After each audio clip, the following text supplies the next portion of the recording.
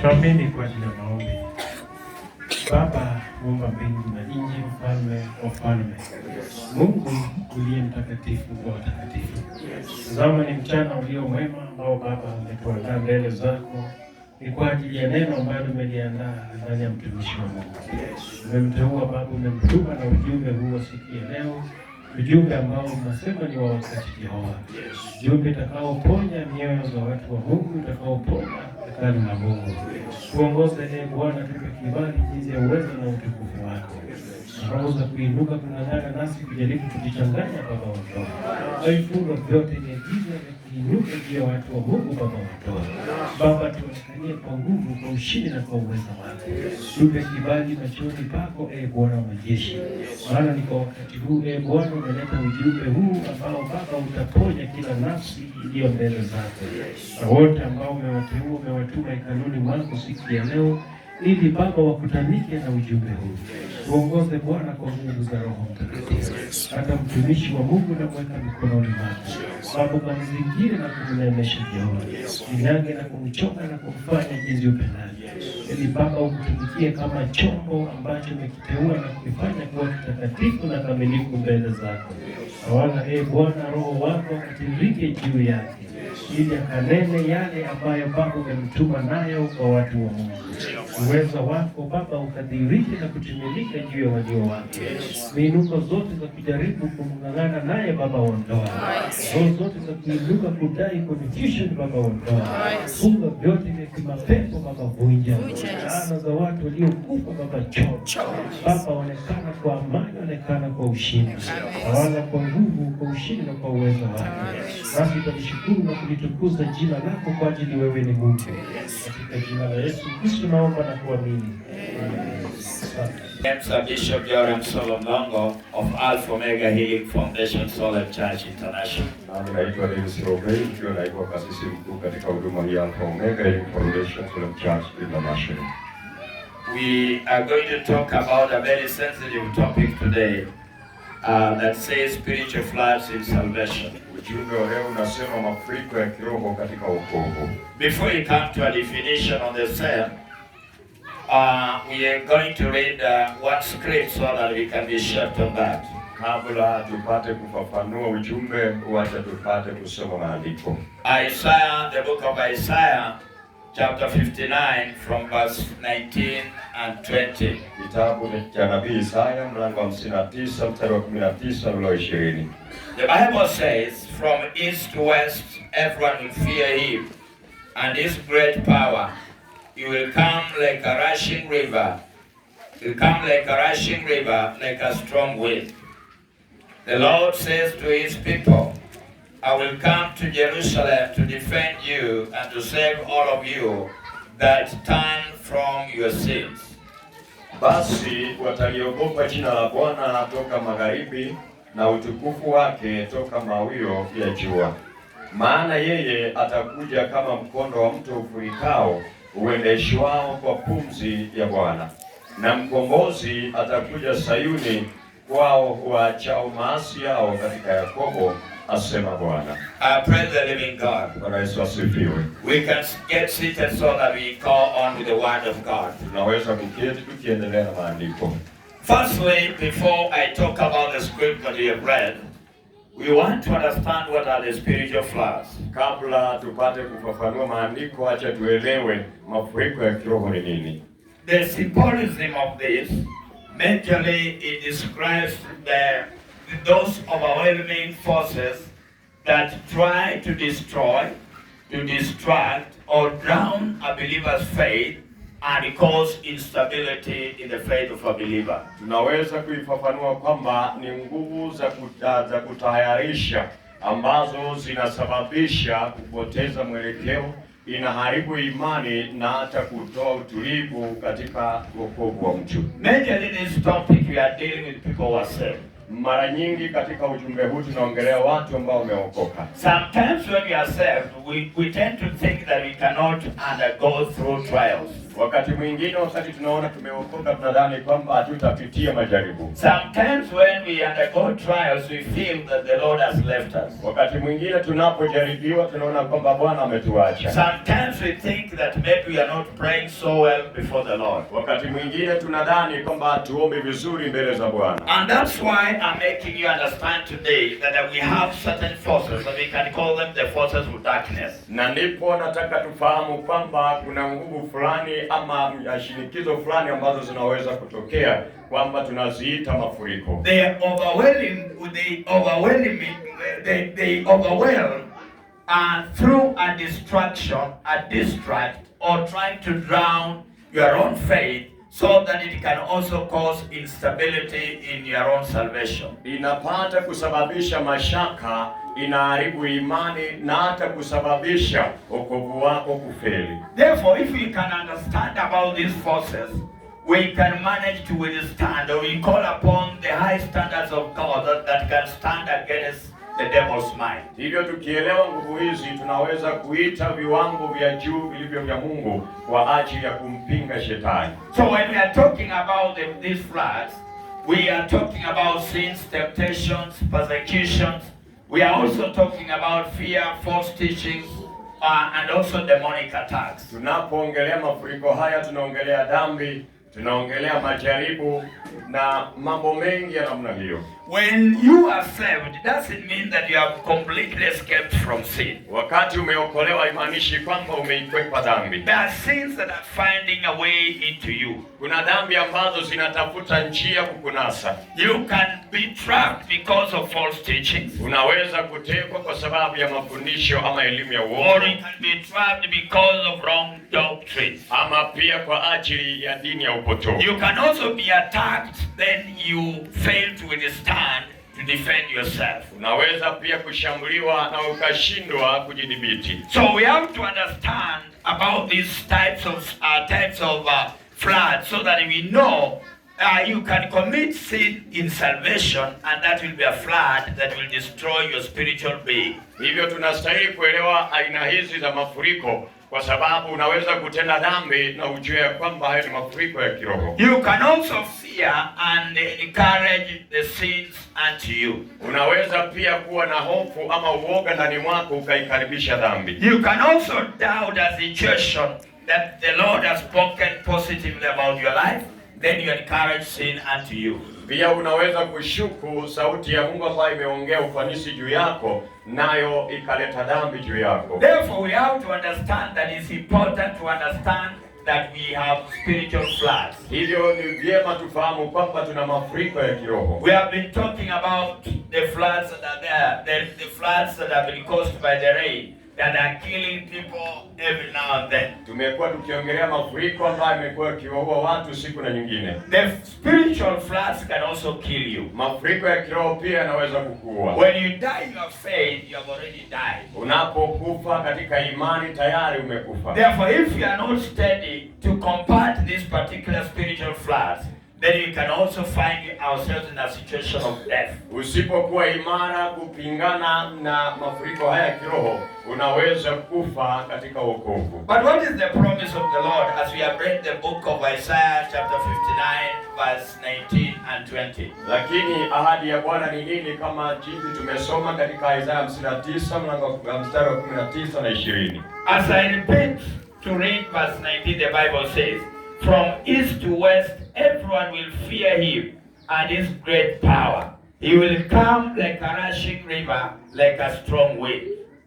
Basi wataliogopa jina la Bwana toka magharibi, na utukufu wake toka mawio ya jua, maana yeye atakuja kama mkondo wa mto ufurikao, uendeshwao kwa pumzi ya Bwana. Praise the living God. Bwana Yesu asifiwe. As we engage in spiritual floods, also God has the floods that can combat the spiritual floods. Wakati tunapata kukutanika na mafuriko ya kiroho, Bwana pia ana mipango jinsi ya kupata kupinga ama kupambana na mafuriko haya. He says from the east and to the west he will come with great power. Anasema kutoka magharibi na mashariki atakuja na nguvu zilizokuu. And that's why people have spoken many many testimonies here about how the Lord has saved their lives. Na ndipo watu wametoa shuhuda nyingi jinsi Bwana ameokoa maisha yao. Because there was a great power that came from the east to the west to crash all the spiritual floods. Kwa sababu kuna nguvu kuu ambazo zilitoka magharibi kuelekea mashariki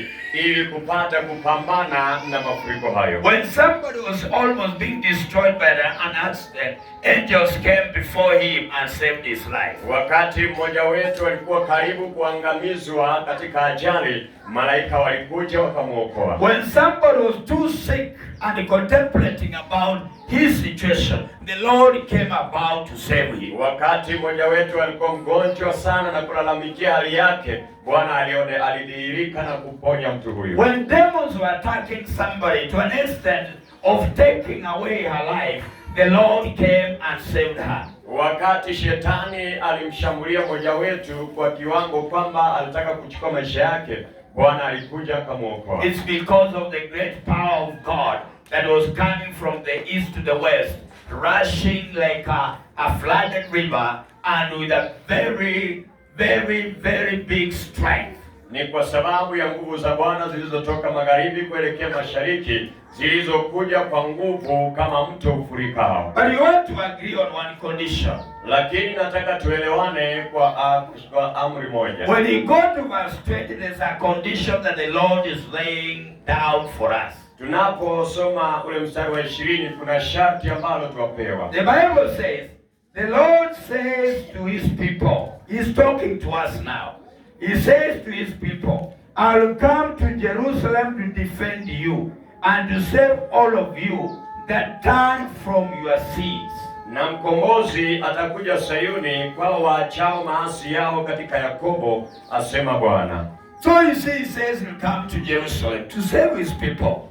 But he conditionally says, he will save those who will turn away from their sins. Hivyo tunaona Bwana anaahidi ya kwamba atakuja Sayuni ili apate kuokoa watu, lakini anatupa sharti kwamba ataokoa wale ambao wameiacha maasi. I want to alert the church today. Nataka kuwaonya kanisa leo. If you continue being in sins, ikiwa utaendelea kuwa katika dhambi, the devil will take away your life. Shetani ataichukua maisha yako. But if you turn away from your sins, lakini ukiacha dhambi yako, the great power of God is with you. Nguvu kuu za Bwana zi juu yako. There's nothing that will come and crush your life. Hakuna kitakachokuja na kuharibu maisha yako. Because the Lord has all the strength. Kwa sababu Bwana ana nguvu zote. He has a focus and a vision to protect you. Ana makusudi ya kukutetea. He is ready to deal with your enemy. Ako tayari kukutanika na maadui zako. So that your enemy will not be seen again. Ili kwamba maadui wako wasionekane tena. Therefore, we want to talk about what are spiritual floods in salvation. Hivyo tunataka tuongelee mafuriko ya kiroho ni nini? One of them we want to talk about is floods as overwhelming trouble or attack. Jambo la kwanza ni mafuriko ya mashaka ambayo yanatuzidi katika wokovu. Floods which overwhelms with the troubles in your life or comes to attack your life.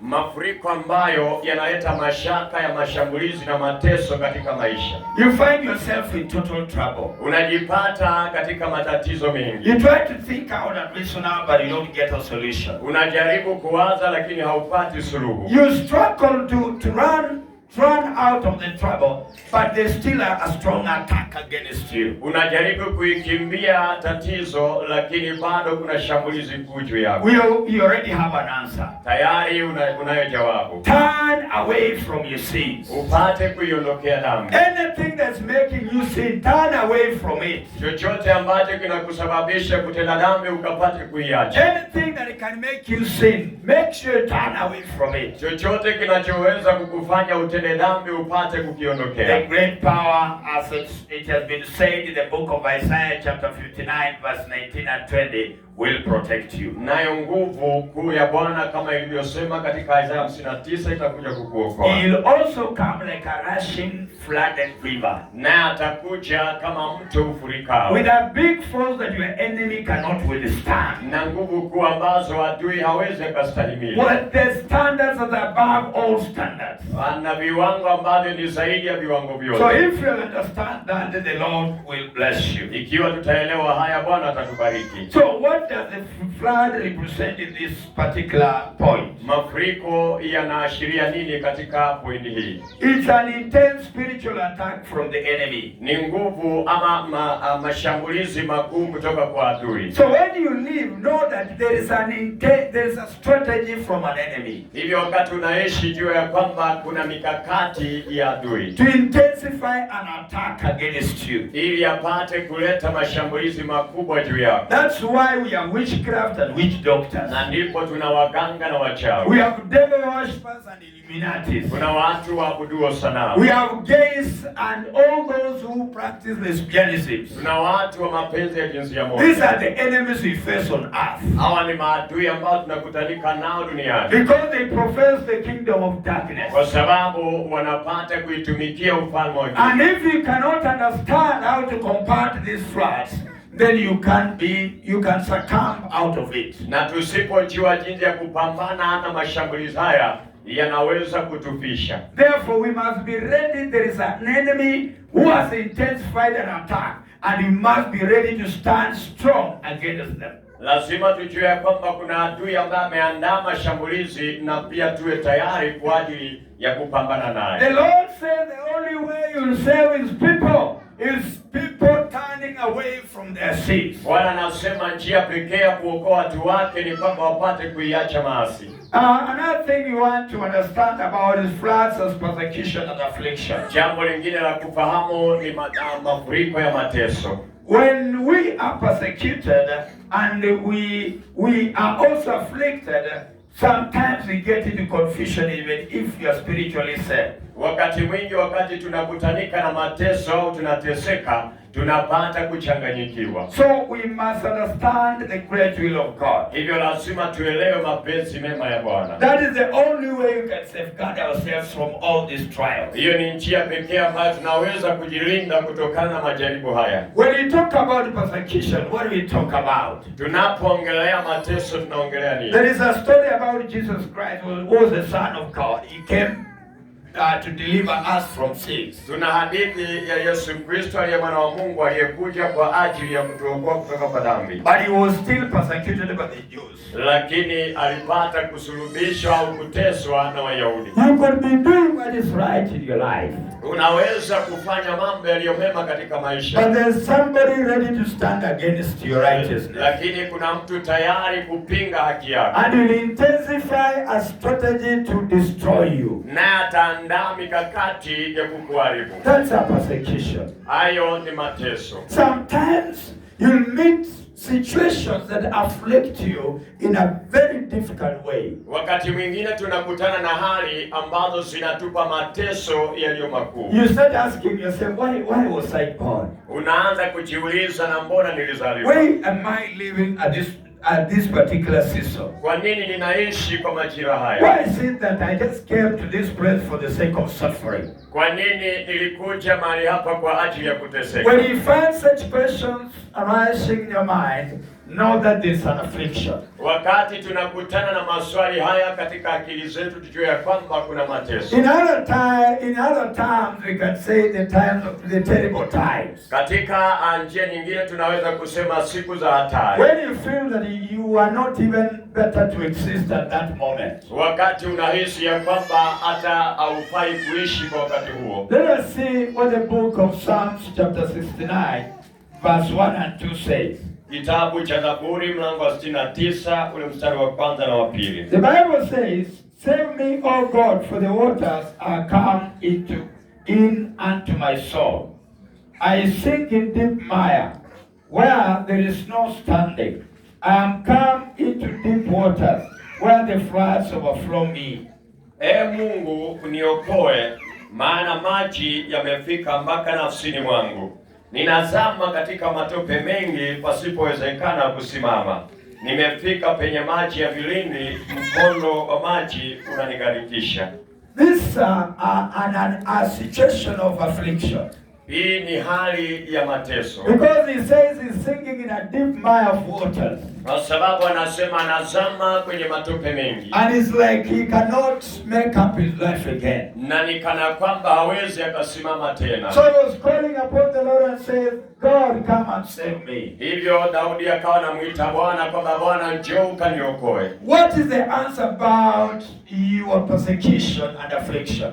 Jawabu ni nini katika mateso yako? Call upon the name of the Lord. Upate kulitia jina la Bwana. Ask the Lord to intercede in your life. Muulize Bwana akapate kudhihirika katika maisha. Tell him to come near you and solve your problems. Mwambie kwamba kukaribie na kusuluhisha tatizo lako. So that your life can be free. Ili maisha yako yawe huru. Sometimes we see the afflictions and the persecutions, but we still remain there waiting for distraction. Wakati mwingine tunajipata kwenye mateso, lakini hatuchukui hatua, tunabaki hapo ili tuteseke. One person in the testimony said she called upon the God of Alpha and Omega. Katika ushuhuda mmoja amesema nilimuita Mungu wa Alpha na Omega. It's because she was combating against affliction. Ni kwa sababu alikuwa akipambana na yale mateso. When you're in great trouble, it's like you're sinking in mire. Wakati umekutanika na mateso, ni kana kwamba umezama kwenye matope. It's just like you're drowning in many waters. Ni kama kwamba unagarikishwa kwa maji mengi. The only way to combat the affliction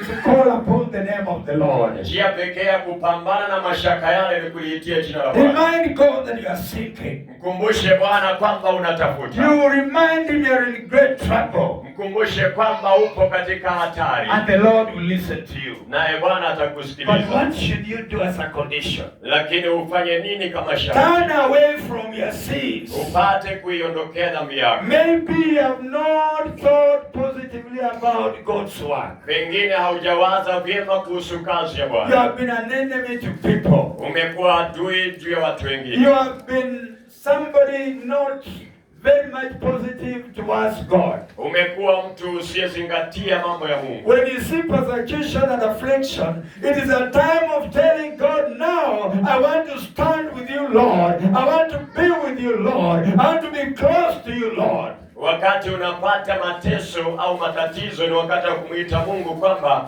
Baba, ninataka kusimama nawe. So we are reminded that time of persecution and affliction, call upon the name of the Holy God. Hivyo tunakumbushwa ya kwamba wakati wa mateso tukapate kulitia jina takatifu la Mungu. So when you are talking about persecution and affliction as a spiritual flood, we are looking at the symbolism of emotion, spiritual and life pressures that threaten faith. Tunapoangalia mafuriko ambayo yanatupata, tunaona kwamba inaashiria hisia na pia shinikizo la kiroho ambazo tunapatana nazo. So when you get into problems, you get emotional. Wakati tunajikuta kwenye mateso au majaribu, tunapatwa na hisia. Sometimes you may not even be able to pray. Wakati mwingine hata hatuwezi tukaomba. You may not want even to quote the name the Lord if you're not careful. Huenda hata usitake kulitaja jina la Bwana usipokuwa mwangalifu. Sometimes people may not have even time with the Bible. Wakati mwingine watu huenda wasiwe na wakati na Biblia So zao. in such a time of persecution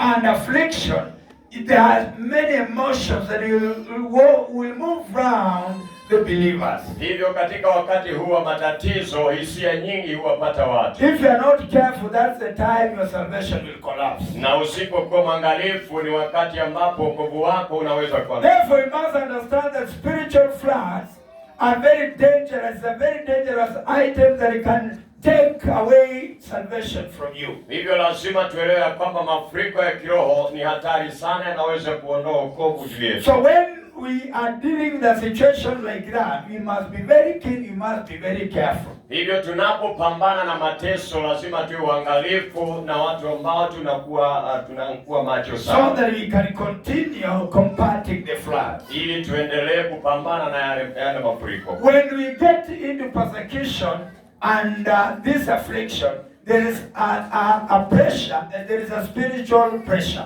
Wakati tunakutanika na mateso haya, kuna shinikizo la kiroho. You will find that there is a lot of thoughts that will come about in your life. Tunajipata kwamba kuna maamuzi mengi ambayo yatatokea kwa maisha yetu. And you may make wrong decisions. Na unaweza kufanya uamuzi mbaya. Therefore, it's very important to be very keen about this kind of floods. Hivyo ni muhimu sana kuwa mwangalifu katika mafuriko ya aina hii. For example, how do people leave churches? Kwa mfano, watu wanaacha vipi makanisa? Maybe you are contributing very well in the church. Then somebody says that maybe your money is from the devil. Pengine unachangia zaidi katika mipango ya kanisa na mmoja akasema pesa zako ni za shetani. That's a persecution. Hiyo ni kusulubishwa. The devil is using another congregant so that this person can attack you with emotive statements. Shetani anatumia muumini mwingine kwa ajili ya kukushambulia akiwa na kusudi. And if you are not careful, you fall out from your salvation. Na usipokuwa mwangalifu utaanguka wokovu wako. Sometimes you can deny God and say I'll never contribute again to God. Wakati mwingine tunaweza kumkana Mungu na kusema sitachangia tena. Therefore we must be very careful about persecution. Hivyo tuwe waangalifu sana kuhusu kusulubishwa. There are things that can be direct or indirect. Kuna mambo ambayo yanaweza kuwa wazi au fiche. Unless you are able to interpret the times, you may not understand what's happening about your life. Tusipokuwa na uwezo wa kutambua nyakati, huenda tusifahamu. So when pressure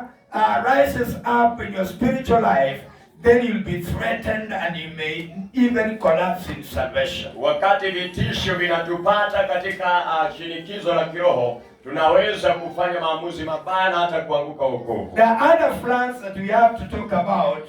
Those are floods as false teachings or deception. Mafuriko mengine ni mafundisho ya uongo. Sometimes you may go even to a church, or you may approach a spiritual mentor, but who is deceptive or a false teacher. Wakati mwingine unaweza kuenda kanisa fulani ama ukakutanika na mtumishi fulani ambaye kumbe ni mwalimu wa uongo. We have met several cases whereby maybe people are burying their lives. They went for prayers somewhere. Instead, the same people who call themselves the prophets or the apostles turned again unto them to befriend and even have a relationship that could take them into a sinful situation. Tumekuwa na kesi nyingi kwamba watu wameenda kutafuta maombi kwa watumishi wengine, na baadaye wanapofika hapo wale watumishi wanapata kugeuza ile nafasi na kufanya mahusiano ya kimapenzi nao. So we have to be very careful in this situation. Hivyo lazima tuwe waangalifu katika hali hii. The floods of false teachings and deception, they have collapsed the faith of many people. Mafuriko ya mafundisho ya uongo na udanganyifu imeharibu wokovu wa watu wengi. You have gone for prayers in a place, then somebody says, bring all the wealth that you have so that the Lord can heal you. Umeenda mahali kwa ajili ya maombi, unaambiwa kwamba leta mali yako yote ili Bwana akuokoe. You get impoverished because you have been threatened with fake teachings or deceptive teachings. Unakuwa maskini kwa sababu umetishiwa na mafundisho ya uongo na udanganyifu. Therefore, this is a very terrible situation that we must know those are spiritual floods. Hivyo katika hali hii ya hatari lazima tujue kwamba hayo ni mafuriko ya kiroho. And many people have found themselves in this kind of floods. Na watu wengi wamejipata kwa mafuriko ya aina hii. In the false teachings and deception. Katika mafundisho ya uongo na udanganyifu. I think you have been watching on TV whereby people tithe on the altar and the priest of the day jumps and steps on that money that you are tithing on the altar. Nadhani tumeona kwenye matelevisheni watu wakitoa fungu na sadaka zao kwenye madhabahu, na mtumishi wa siku hiyo anatembea juu ya zile sadaka. Can you be blessed when somebody steps on your tithing? Unaweza kubarikiwa kweli ikiwa mtu atakanyaga fungu lako na kutembea. Will you be blessed when somebody steps on the sacrifice and offering? Utaweza kubarikiwa kweli ikiwa mtu atatembea juu ya dhabihu yako. These are type of witch pastors and witch reverends and bishops. Hawa ni aina ya watumishi wapotovu. And they still call themselves prophets. Nao wanaendelea kujiita manabii. But because you believe in that doctrine or in the teachings that he gives, you'll be found in a trap, you'll find yourself dying, you'll find yourself losing everything in life because they are being connected by the dead spirits, the evil dead spirits underneath the earth. Lakini kwa sababu uliamini ile dini au ile mafundisho, utajipata katika maangamio. Instead of being connected to God, you are being connected to your own grandparents who died long time ago. Badala ya kuunganishwa na Mungu, unajikuta unaunganishwa na mababu zao. After a short time, you'll find the person becomes very poor. Baada ya muda mfupi unampata mtu huyo anakuwa maskini. Another short time, you'll find the person dies. Baada ya muda mfupi tena mtu huyo anakufa. It's because your tithings and offerings were connected with the evil spirits to the dead spirits. Ni kwa sababu dhabihu yako iliunganishwa na mizimu na maroho za wafu. There are many people who are faithful to God,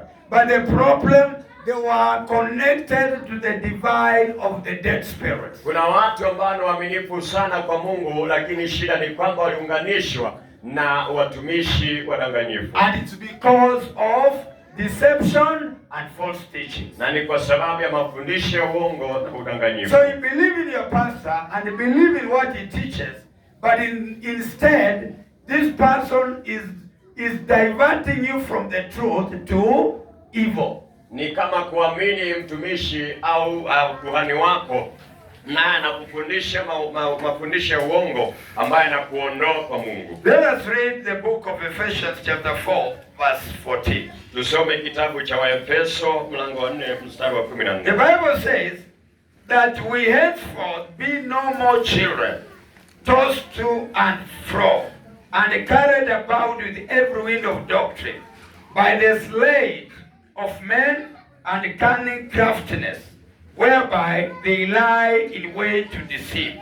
Ili tusiwe tena watoto wachanga tukitupwa huku na huku na kuchukuliwa na kila upepo wa elimu kwa hila ya watu kwa ujanja tukizifuata njia za udanganyifu. Praise the living God. Bwana Yesu asifiwe. When the Bible talks about us not being children again, what does it mean? Wakati Biblia inatuzungumzia kuwa sisi si watoto tena, inamaanisha nini? We must be learned in the word. Lazima tukapate kuelimika katika neno. We must study and research on the word. Lazima tukapate kuchambua maandiko. So that we can also understand when the message is being taught and preached. Ili kwamba tuelewe, anatufahamu wakati neno linahubiriwa ama kufundishwa. We can define when something is deceptive and when something is truth. Tunaweza kutambua wakati kitu kina udanganyifu au kina ukweli. So that you cannot be tossed to and fro with the cunning and lying people. Ili kwamba tusitupwe huku na huku na elimu ya udanganyifu. Therefore it's important that even the message that is being preached,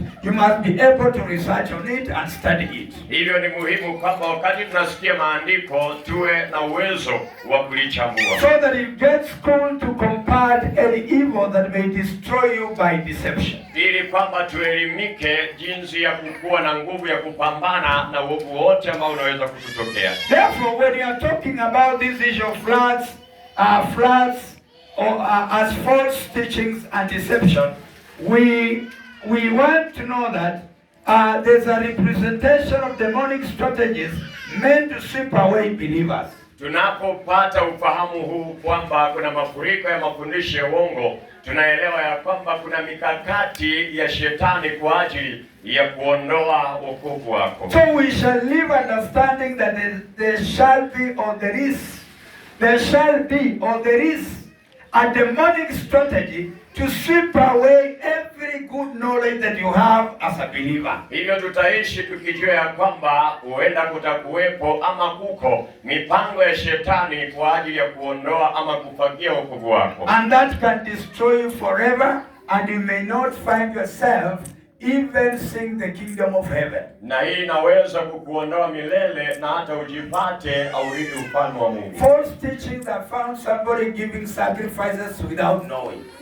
Mafundisho ya uongo na elimu ya udanganyifu imepata kuwafanya watu kutoa sadaka na dhabihu pasipo wao kujua. We have an example of the Shakahola case where people are deceived, being told that they die to go to heaven. Tuna mifano ya kule Shakahola ambapo watu walidanganywa kwamba watapata kuomba hadi watakapoenda mbinguni. What was killing people was false teachings and deception. Kilichowaua watu ni mafundisho na elimu ya They udanganyifu. were even reading to them chapters that do not exist in the Holy Bible. Walikuwa hata wakisomewa mistari ambazo haziko kwenye Biblia takatifu. And even books that are not enlisted in the Holy Bible. Na hata vitabu ambavyo havijaandikwa kwenye Biblia. So it's important that avoid being a child. Buy a Bible, read a Bible. Don't buy mandazi and you don't buy a Bible. Hivyo ni muhimu sana wakati upo kanisani ununue Biblia wala si mandazi. When your pastor is reading his own Bible, you must also be referring to your Bible. Wakati mtumishi anasoma Biblia yake, nawe pia ukue ukisoma ile yako. That one will help you counter check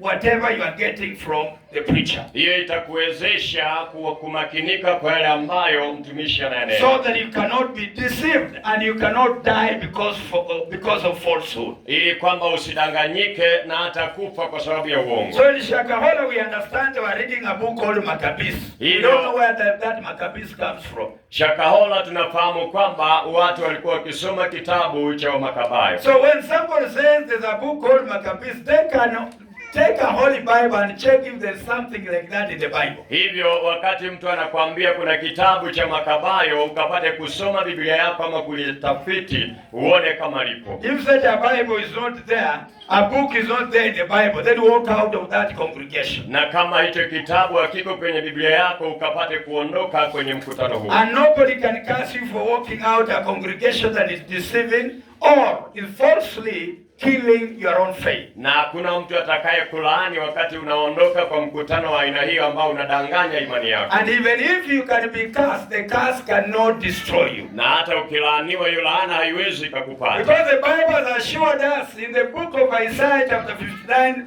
verse 20 that if we turn away from the sins, then the Lord will heal and the Lord will protect us. Kwa sababu Biblia imetuhakikishia katika Isaiah 59 mstari wa 20 ya kwamba watu wakiacha maasi, Bwana atawaponya na kuwaokoa. So we have to understand all this so that we cannot be misled and we cannot get into falsehood because of whatever people do. Hivyo lazima tufahamu mambo haya ili tusipotoshwe kwa mafundisho ya udanganyifu. So spiritual instability is caused by misleading doctrines. Kutokuwa makini ama kutokuwa dhabiti katika roho inasababishwa na mafuriko ya mafundisho ya udanganyifu. And that's why you find